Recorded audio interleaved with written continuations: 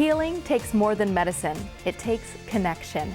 We'll explore how in-person and virtual support groups can make a difference with guests from Horizon Health and NAMI. That's what's next on Being Well. This is you, and you are why we do what we do.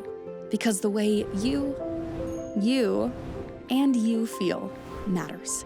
Sarah Bush Lincoln, trusted, compassionate care.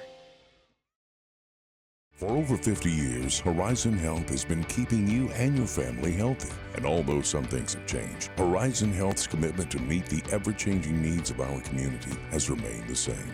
Horizon Health, 50 years strong. Carl is redefining healthcare around you, innovating new solutions and offering all levels of care when and where you need it. Investing in technology and research to optimize healthcare, Carl is always at the forefront to help you thrive.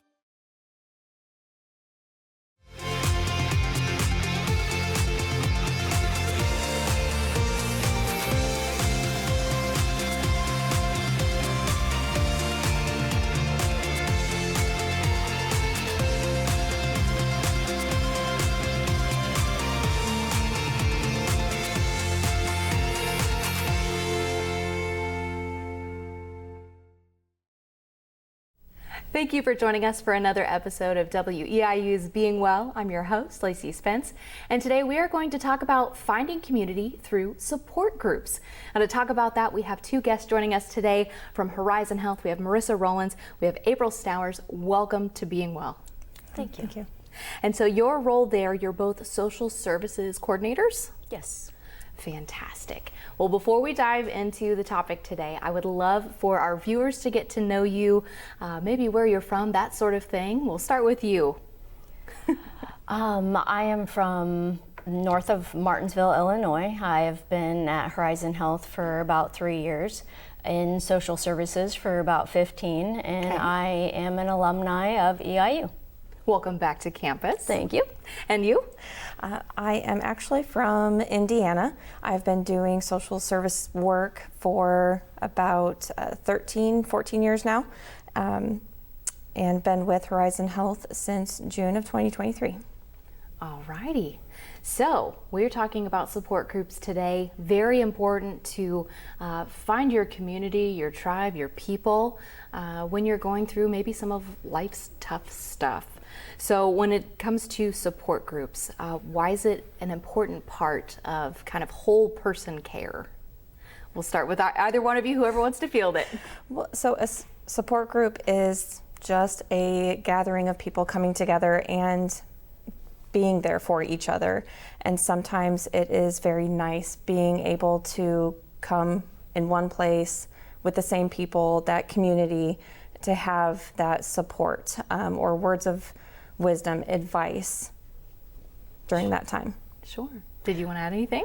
Yeah, they can also provide a different perspective that may not have been considered by the individual. So it can just be very helpful to lean on other people and to hear other stories. No, absolutely. So Horizon Health offers a variety of support groups. We're going to cover several of them today. Are there any that you would like to start with in particular? We can kind of walk through them all.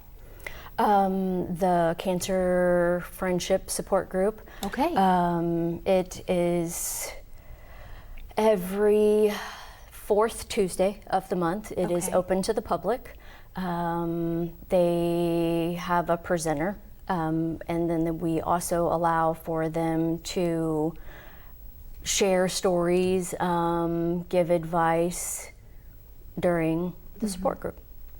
And so is this for people who are in the middle of their cancer journey, just got the diagnosis? What type of group does it cover? The current patient, patients that are in remission, family, friends, anybody that needs support and educational information. Sure, and like you said, it's so valuable to be able to have those different perspectives. Walking through a cancer journey, somebody who just got a diagnosis, talking with someone who's in remission that thought, you know, as soon as I heard the words, the big C, like, I'm not going to make it past this, but to be able to talk to someone who's, you know, walked through it, on the other side there is hope, that has to be so valuable. All right, so we've covered that. What's another support group that's offered by Horizon? We actually have the grief support group. Okay. That is a closed support group, which means it requires registration. We have limited spots available so that it can remain a more intimate group. Okay. And it's the same people over an 8-week span. We come together and we provide material for the individuals that they get to keep and can refer back to as needed. During that time, we let them share their story. Where are they at in their grief journey, and being able to make connections within the group so that they know they aren't going through this alone, because grief can be a difficult and hard journey to make. Absolutely, and I think many who go through it would agree it's not linear, and it's not going to be the same for everybody. Correct. And so before we dive into any more types of groups, you all's roles as social service coordinators, what does that mean? What does that entail? What's your day-to-day kind of look like?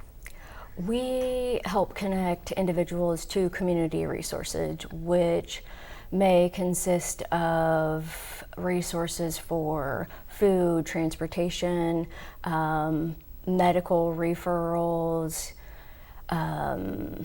disability assistance, insurance assistance. Those sorts of roles. Yes. Did you have anything you wanted to add? That our day-to-day can be very different from one moment to the next, which is nice, being able to cover and meet so many patients' needs across all of Horizon Health, from our inpatient floor to the emergency room to family practice and behavioral health. Every day being different keeps things fresh. So I have to ask, before we launch into any other types of groups as well, you're reeling off, dates and how long these are. Is this online anywhere? Absolutely. You can visit myhorizonhealth.org /support groups, and it will list all of them and the dates and times. And that'll iron out whether it's the ones that require registration or the ones that you can just show up to. Yes. I also want to ask, service area. So is this more geared toward folks who live within Edgar County, or where can I be from to attend these groups? They are open to the public. So it does not matter if it's Edgar County, Clark County, Coles County. If it is a need that you are interested in, please attend. All right. So we've covered cancer support, we've covered grief support. What other groups are available that you all would like to touch on today? We have the caregiver support group, which is open, of course, to the public and for individuals and family members that are caring for family members that have a chronic illness or Alzheimer's and dementia, and we just provide them with support and education to try to meet their needs and assist. And is that a separate group from the one dealing with Parkinson's? Yes. Okay, so those are two separate groups. Yes. And then there's also a bariatric support group, and so that's for folks that have gone through, is it weight loss surgery? Yes. Okay, so we don't have to dive into that one too deep. Cardiopulmonary is also another one that's out there, and is that post heart attack or? That is really determined by their PCP. I don't know. I wouldn't feel comfortable answering that. Sure. It is just determined by their PCP. They can get a referral and be screened to see if they are appropriate for the support group and the program. Perfect. And then were there any other groups that we missed that you all wanted to hit? We actually just started a new bereavement group. It is called the Compassionate Friends Bereavement Group. It is the second Monday of every month. We had so many individuals after the ending of the grief support group identify, but what now? Yeah. They still needed that additional support and community, and we just didn't have a resource that we could try to connect them to. Of course, we always offered for them to come back to a grief support group, but this Compassionate Friends Bereavement Group is going to be more open to them. It is a safe place for them to come and share where they're at and share their hard moments or their positive moments in their grief journey, and just providing that additional extra support and a safe place for them to come and share. And so if I'm somebody who has, maybe experienced either loss or a daunting medical diagnosis, what have you, at what point do I know maybe I should seek out community? What would you tell somebody who's maybe considering attending a group, but maybe they've never been to one or they're not sure? We always try to let people know, give it a try. You can always come to one of the groups and see how it feels for you. You're not stuck in it, so you don't have to sign up for a year's worth of it or anything along those lines. But come observe the group, see how it feels, see if it's a good fit for you. You can share as much or as little during that time, but come in and try it out, or absolutely give either myself or April a call and we can talk a little bit more about the groups. Do you have anything you want to add? No, she covered it all. Fantastic. So if I'm somebody who is going through these groups, like you said, the pressure's off a little bit. I can share as much or as little as I want. I'm not locked into making sure I attend every single meeting. But if I'm somebody who maybe hasn't been as consistent, maybe I only went to one and it made me nervous or antsy, what kind of advice or encouragement would you give me to maybe give it another try? We usually try to make follow-up calls to see if there was anything they felt uncomfortable with, and just try to just give them a little bit more encouragement.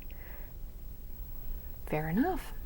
So we are talking a lot about, the groups as a whole, but maybe on an individual level. Are there any stories that stick out of folks finding these meetings very helpful and maybe seeing a change in their demeanor, maybe more happy memories instead of, being depressed? Can you talk about some personal examples, either one of you?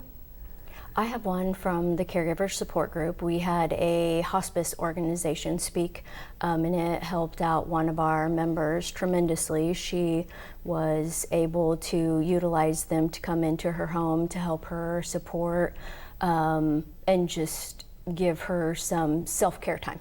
And so she was truly grateful for that presentation and to realize that that resource was out there for her. Absolutely. Help fill in that gap. What about you, Marissa? We actually we just had our first Compassionate Friends Bereavement Group on this past Monday, and we had an individual who had gone through the grief support group. But when she came into the room, it was, I'm so happy I was able to make this. I've been looking forward to this group. I need this group.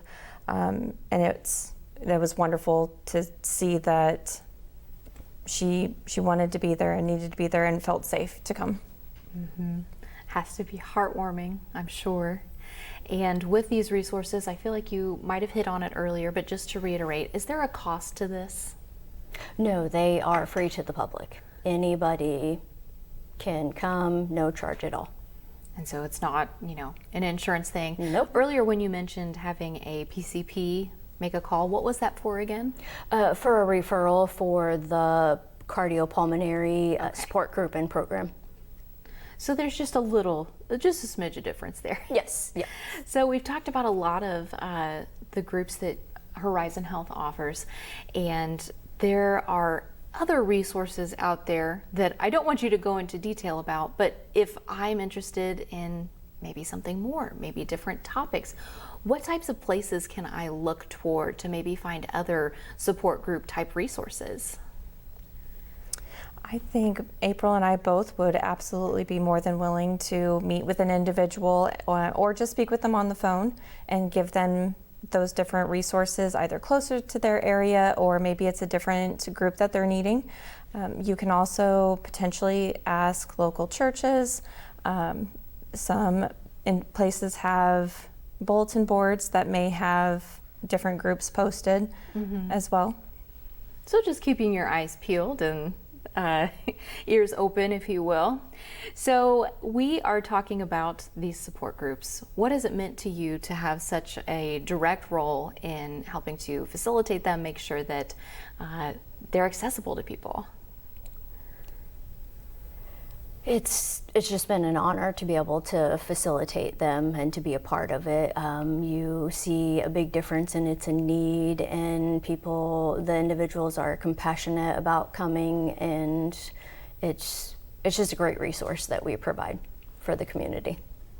What about you, Marissa? Again, it's an honor. It's wonderful being able to have this for them. As, again, that safe place in all of the groups that we facilitate. It's wonderful that we can help provide any education or just that support. So it's been really wonderful to be a part of that.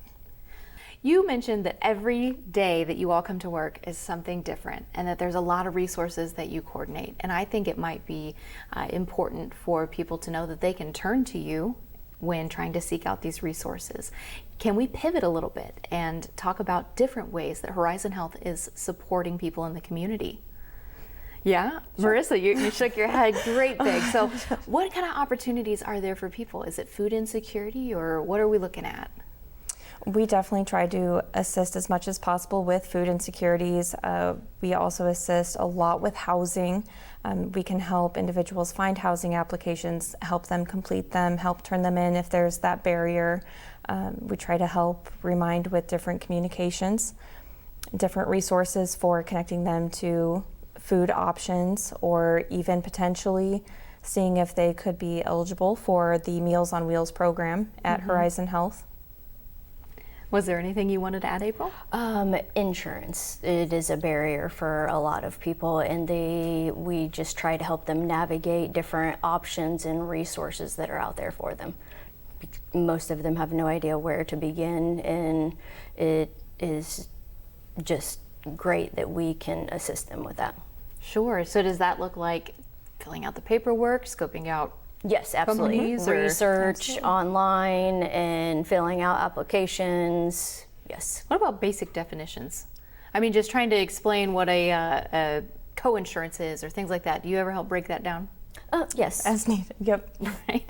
Well, and sometimes it can get a little in the weeds there trying to break that down. The Meals on Wheels program. So is that something that Horizon Health is partnered with, or how does that work?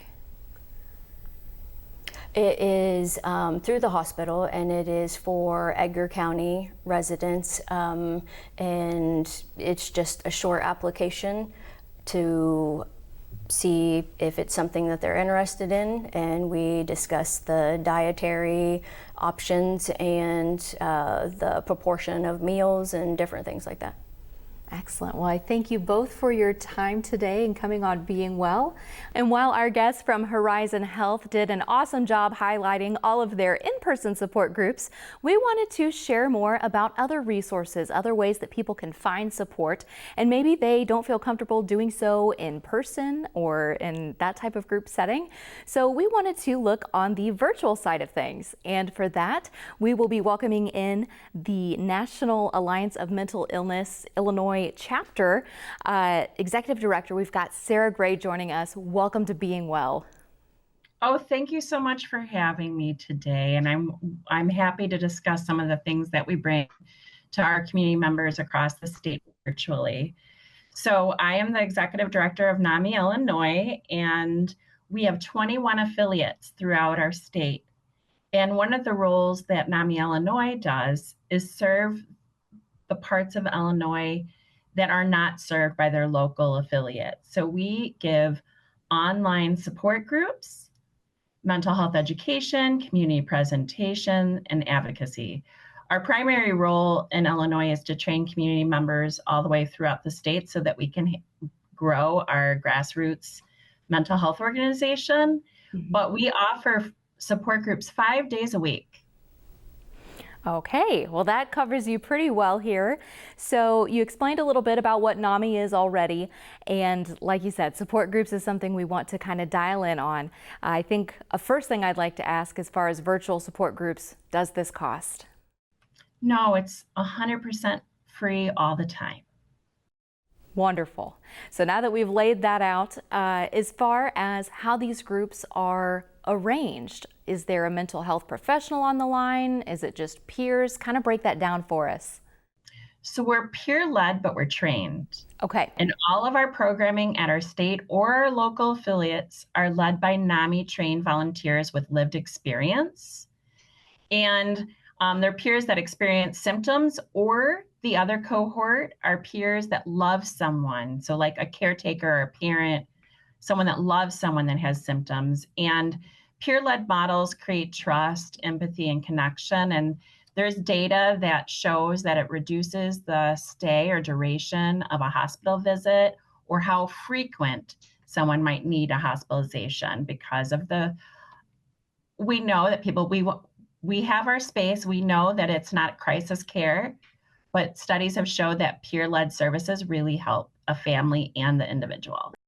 Sure. So if I'm somebody who's interested in taking part in these groups, do I have to be a certain age, or what kind of requirements happen when I go through the registration process? So our online groups are 18 and older, but we do have different peer groups. So we do have a young adult group that specializes 18 to 30 for those young individuals that are navigating leaving high school, going to college, working, and so they can be around their cohorts. And then we have the connection group that's 18 plus. And then we have families, and the families is anyone that loves someone. So sometimes they're siblings, sometimes they're attending because they're grandparent or their parent. Oftentimes there is a parent group too, so individuals that are raising someone that's young, or a young adult, right? Sure. So that sounds like a wide variety there. Can you talk a little bit about maybe what the topics might be? Yes. So these are groups where we do check-ins, and people can bring things that are affecting them that week or that month, and they can raise them, and they do like group think, and they share their experiences and give advice to each other. And so sometimes what will happen is things will float up, and the facilitators will bring resources in and share, follow up post the meetings. Sure. And I think when I ask about topics, as far as like there's mental health, did I see one that was for like the LGBTQ plus community? Oh, right. So the cohorts of the groups, right? Yes. So there are a lot of different groups that are authentically by their peers, right? Online with us at NAMI Illinois or our local affiliates, there's lots of groups. So example of some of the specialized groups there you are is the LGBTQ plus. We have some BIPOC groups. We have Spanish groups through our state. Depending on which community you're in and the demographics that you serve, there's groups that float up, right? So we, of course, give virtually English most of the time in most of our groups, but some of our communities offer hybrid groups for some of these specialty groups. And on our website, you can browse on our calendar and see if there's a group that speaks to you. And so as far as getting involved in those groups, I know you said you have different chapters throughout the state for the physical meetings, but when it comes to virtual groups, I don't have to live necessarily in Cook County or in DuPage County. I can still be from here in East Central Illinois and take part in these groups? Absolutely. I'll give an example. I'm trained in the family support group because I have an adult child that has a diagnosis. So I have facilitated the family support group. And I've even had grandparents attend out of state because they want to learn. So there is no barriers. That's one of the beauty of the virtual groups, is that anyone can join that desires to learn more. So yes, everyone's welcome. Anyone that thinks that they love someone or have symptoms, they don't need a diagnosis, because we know that it takes almost 10 years to have an adequate diagnosis. So we don't want to put any of those barriers up. Most definitely. So as we're heading toward the end of our interview here, is there anything about NAMI or about these support groups that I didn't ask about that you think is important for people to know? Yes, one of the things that I'd like to say is I've used these services. I took the family to family class.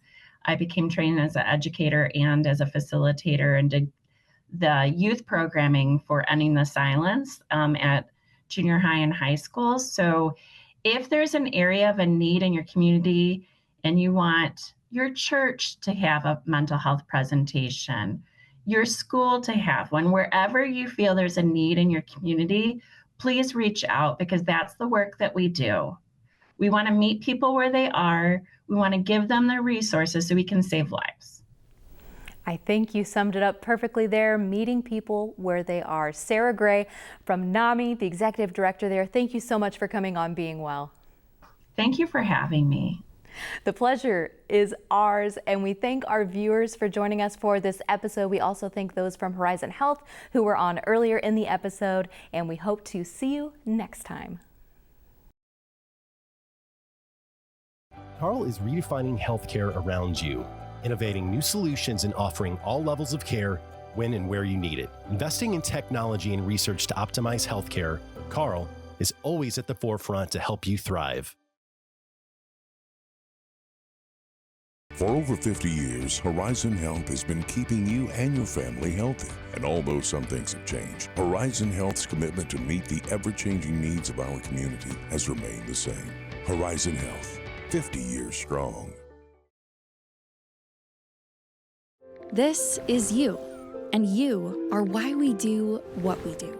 Because the way you feel matters. Sarah Bush Lincoln. Trusted, compassionate care.